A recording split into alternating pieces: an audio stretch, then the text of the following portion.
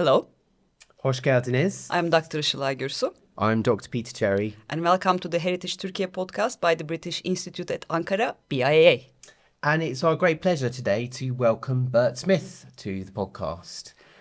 So Bert Smith has worked at Aphrodisias since 1985 and been director of the New York University excavations there since 1991.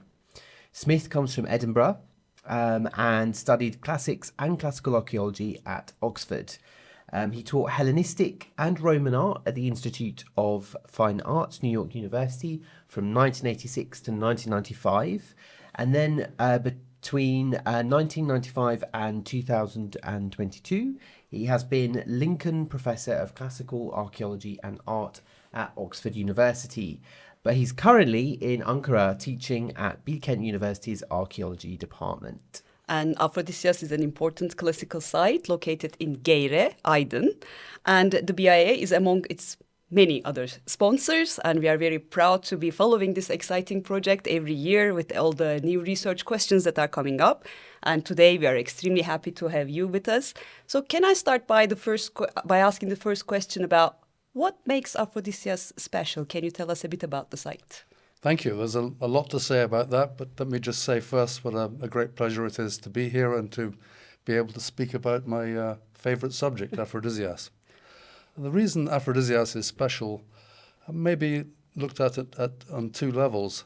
For most visitors, what you see is a fantastic ruinscape, a beautiful combination of ruins and nature, beautifully preserved ancient buildings that you can understand immediately. Things like the best preserved stadium in the ancient world, the Temple of Aphrodite, the baths, the theatre.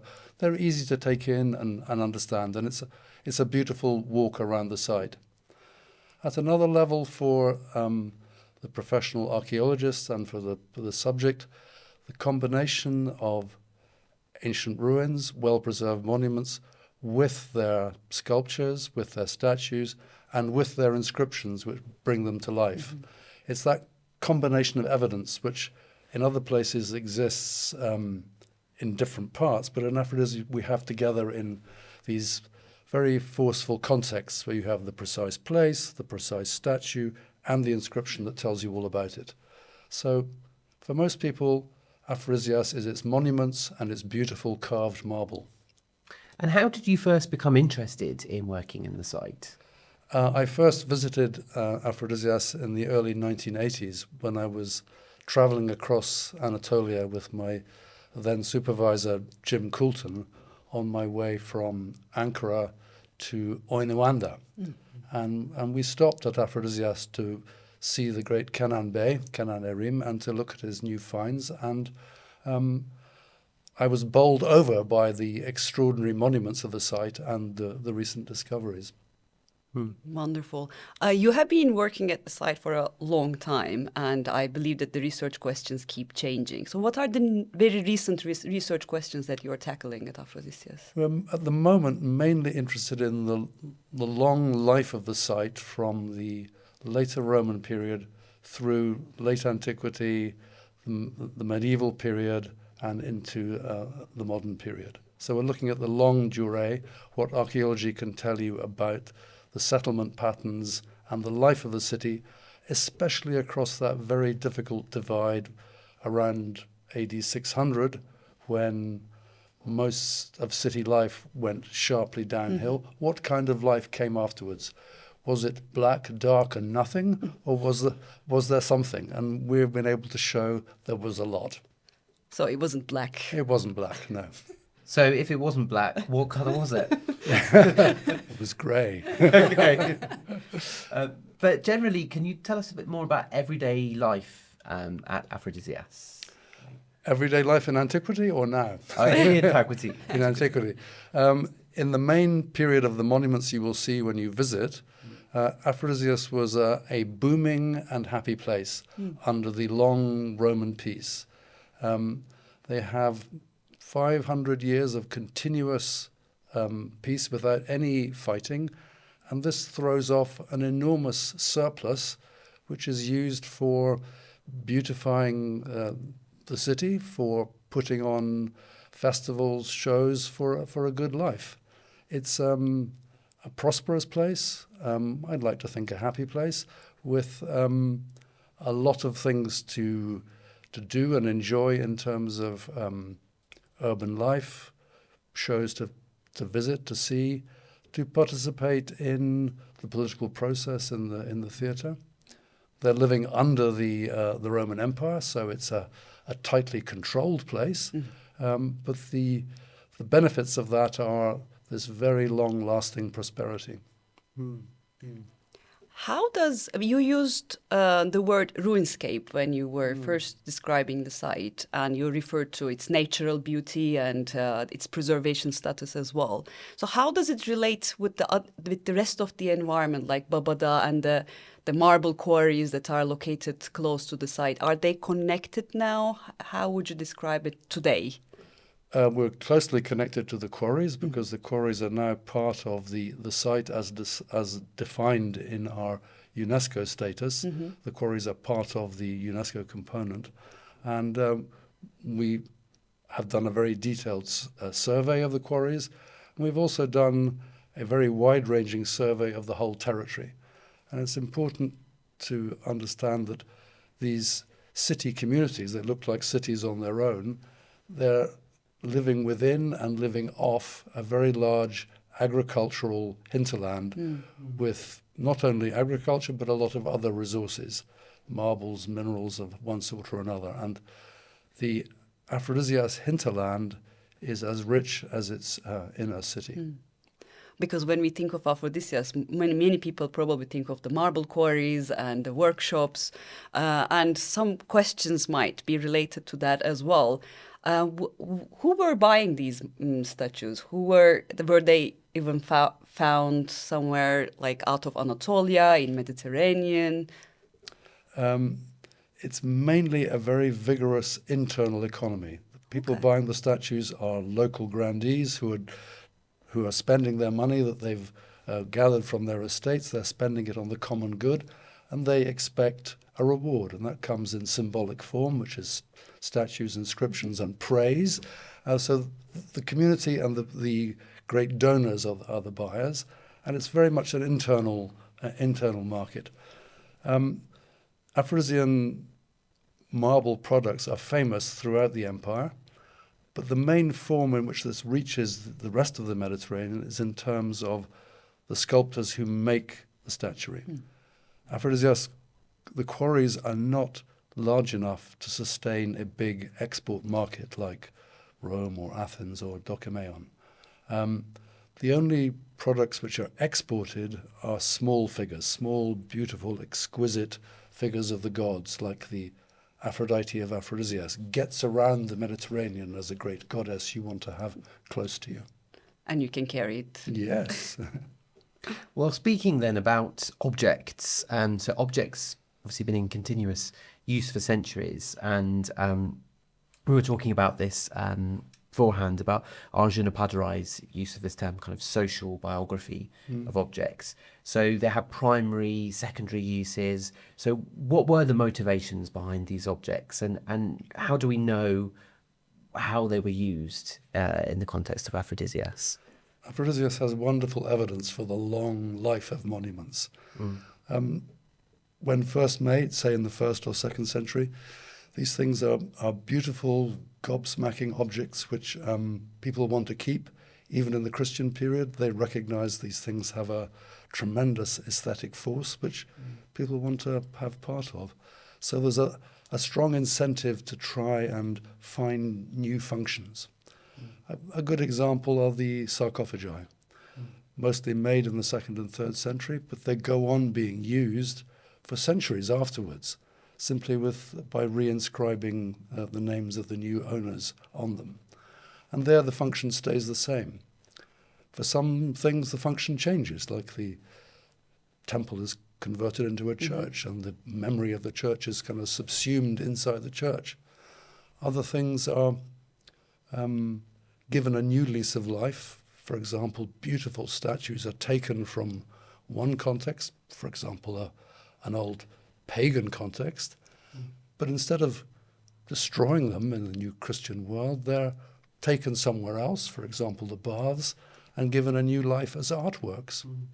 And it's the new function of something as an aesthetic object, which is created by this process.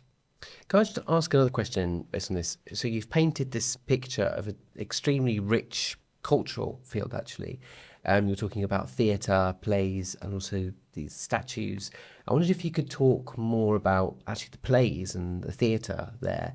You know, what kinds of plays were performed? Do we know much information about this at all? We don't know much about the play schedule. We know there were plays, but they were putting on the repertoire of classics of Greek tragedy and Greek comedy. But they're also putting on a very wide range of other activities, other displays in the theatre. For example, engraved on the stage of the Aphrodisias Theatre, excuse me, is a beautiful drawing of a tightrope walker. So there's high-end activities like Greek tragedy, but there's also other things like burlesque and circus-style games. Great, like your, average theatre in like Milton Keynes or something, yeah. For example. So I take this opportunity to bring the questions to the contemporary life in around Aphrodisias. When we are actually reading about how a history of an archaeological site is portrayed, we usually find references to things like, this site was discovered by this person in the 18th century, in the 19th century. When you are describing Aphrodisias, you usually say this site was never abandoned. And I find it extremely precious that you use this, because in most of the cases, discovering a site which has been inhabited continuously by local communities, by someone who was just visiting, seems a little bit unfair to me. So can you a little bit talk about how the site was inhabited until quite recently, the story of Geyre village and how it is now? Yeah, you're right. The site was never abandoned. It's one of the results of our most recent research that shows that even in the darkest times, there's still people there living, working, having a life. And that continues all through the medieval period and into the Ottoman period. And the community of Geyre is merely the latest instantiation of this local community. And the local memory of the site was never lost. The people who've lived there have always known they were there in amongst the ruins of this great ancient site. People who claim to have discovered it are merely saying, I discovered it for myself at that time. They mean simply, that's when I first went there. Thank you. Well, speaking about discovery of the site, a particularly famous figure in modern Turkey with the site is R.R.R. So obviously the photographer, and his very famous pictures of Aphrodisias. What would you say about, first of all, what is the contribution of those photos to the site, and what do they tell us about it? R.R.R. has had a tremendous impact on the reception of Aphrodisias. His photographs are wonderful. They encapsulate the whole life and feel of a generation, not just at Aphrodisias. The ones at Aphrodisias are vital documents for that key moment just before the new expedition came under Kenan Erim in the 1960s and the past. R.R.R. captured Aphrodisias at that moment, just before it was turned into a major archaeological site. So they're crucial anthropological, historical documents of life among the ruins, the vigorous life of late Ottoman Geyre and Aphrodisias. Yeah, because I guess we should say, just for listeners, so those photos from the 1950s, I believe, isn't it? Yes, he went several times, 1950s, 1960s, yes. Yeah. No. He even himself describes he finds it by chance, because he went to photograph the opening of a dam in the area, and then on the way back they are lost. So they come to Aphrodisias, to Geyre, and then in the morning he understands that it's an archaeological site that is still being inhabited by the people, and we can actually invite our listeners to have a look at, if they Google R.R.R and Aphrodisias, there will be a lot of pictures, photos that they can find online. And there has been a wonderful exhibition at Erimtan Museum. Oh, really? Maybe 2 years ago. Okay. With the photos of R.R.R and his contribution to the site. Because picking up on that as well, we found in the BIA, so we obviously have this digital repository that we've been, using a lot, we've been putting a lot of resources into. But what's interesting, I find, for those is not just the archaeological photography, but actually the documentation of what life was like in those areas, generally in the sort of 50s, 60s, 70s. And you can see now, if you go to some of those areas, the rapid change in lifestyles there. So, do you use R.R.'s photos in the archaeological investigations? Absolutely. I mean, R.R.'s pictures are absolutely vital for that moment, as I said, but they're also being used as the basis for a detailed new study of what Aphrodisias was like, say, after 1200 to the present. And we have got a very good PhD student working on Ottoman and modern Aphrodisias. And of course, R.R.'s pictures are absolutely vital for the last phase of that, for the history of life amongst the monuments. I mean, his most extraordinary pictures are of the villagers sitting on, working with ancient ruins. Mm. So to what extent does local knowledge actually help you in your work? Are you talking with people living around the area? Of course, we have a wonderful body of local workers who've been with us for many, many decades, some of them back to the 1980s, 1970s. And of course, when we're working, they say, well, this was so-and-so's house was here, and we come down on a road level that's quite high up. They say, yes, this was the old road that connected this part of the valley with that part. So local knowledge is absolutely vital, and of course, saves us often a huge amount of time. Yeah, I was going to ask, how is the current relationship with the local communities? But there is a lot of workforce, of course. But seeing that local knowledge is also integrated into the research process is quite exciting, both in terms of this PhD, but also using that information, how to dig maybe, or how to interpret what we are seeing on the ground, right? We like to speak with our workers. We hold talks with them and tell them what we're doing, and we like to hear how they perceive what we're doing and what they can add from their own experience of their father's village life. I think in Aphrodisias, many of these objects that we described, objects from antiquity, came with kind of manuals. That's how I understood it, with inscriptions, where they are found. There is a lot of information. And that probably gives us some ideas about how people in antiquity understood past and related with the past. So can you say anything about whether there is any similarity between the contemporary community's way of looking at past and the people living in Aphrodisias in antiquity relating with the past? I think the urban environment in antiquity and the contemporary 19th century Gary was very, very different.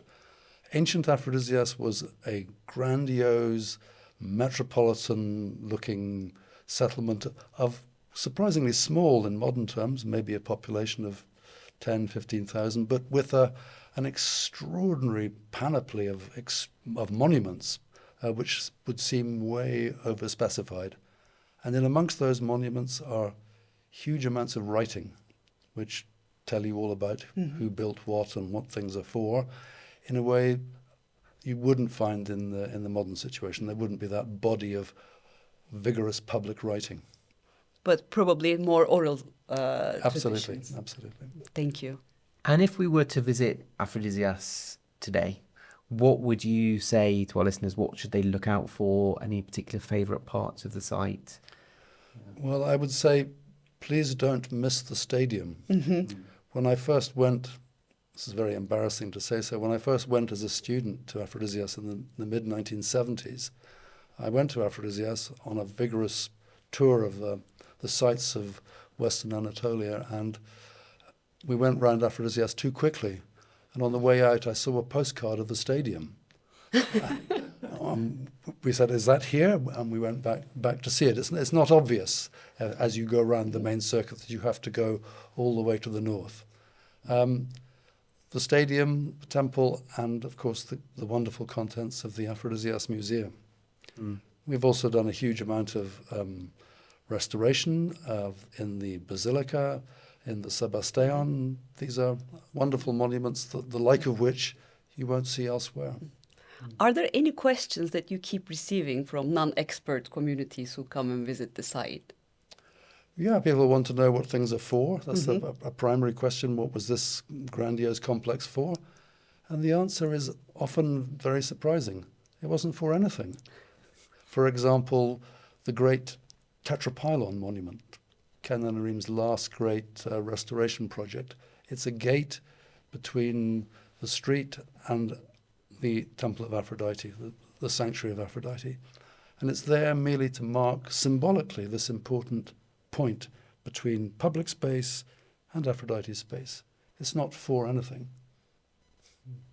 I think that's a very interesting answer. It's not for anything. It's something we're not used to in the modern world. If you ask about any kind of building, if you're going to make a new building, an architect will ask you, well, what's it for? How are you going to use this space? That's not a useful question for antiquity. Yeah. And I think another question might be, how did they make these things? Because they are quite ambitious constructions.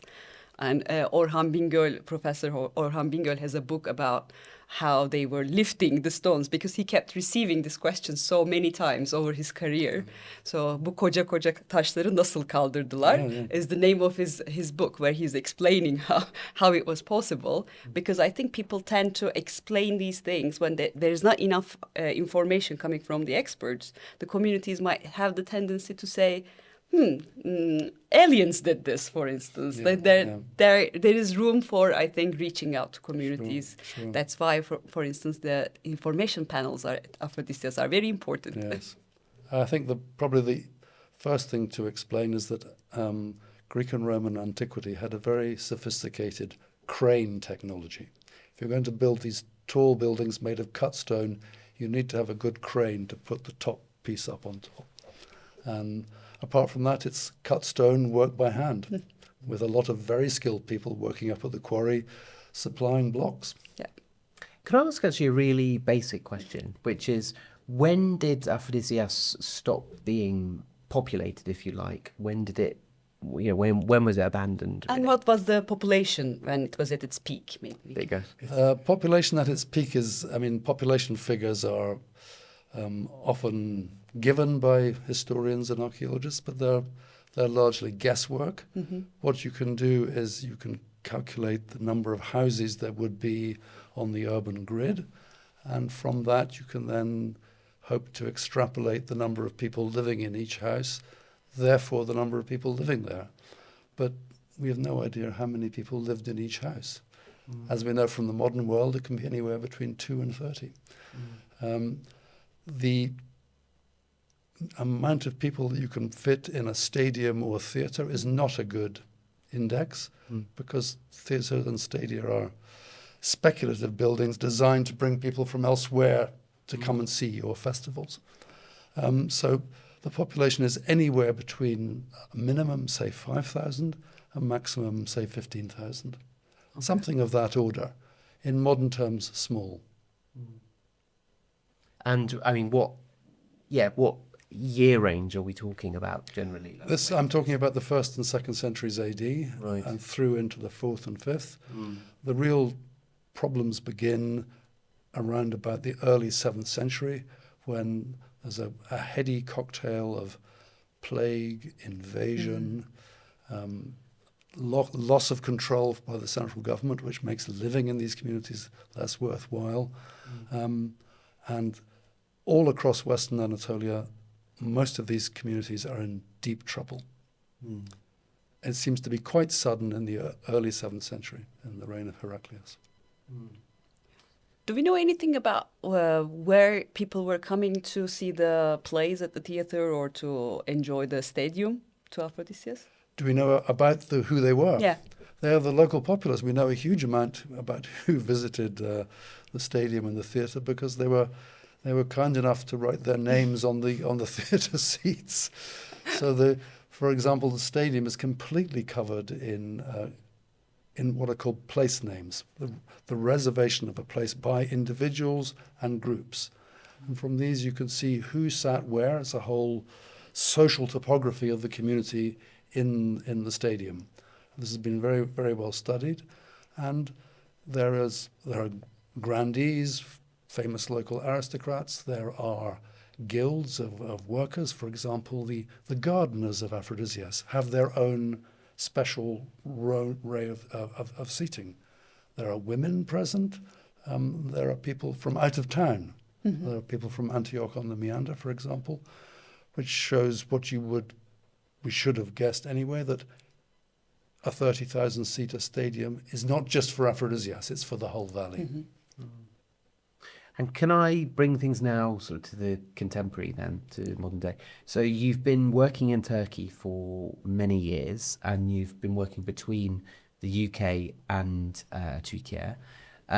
What do you see as the challenges and the benefits of working between the two countries and the academic cultures between the two? There's a tremendously close relationship between British academic life and archaeology in Turkey.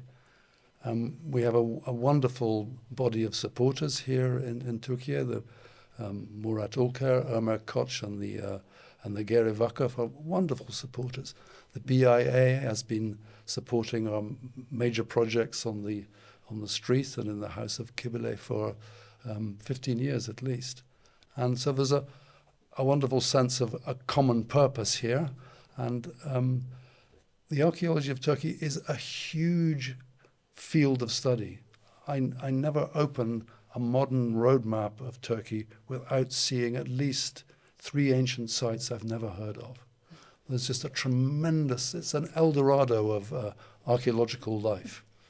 And I have to say, one of the main reasons I've been working here for so long is I spent a lot of time in Greece as a student. And when I first came to Turkey, I thought, my God, there's whole cities still standing here with monuments almost as they were built in a way you don't find in Greece. And it's an extraordinarily rich and fertile interaction between British university life and academic life in Turkey. Mm.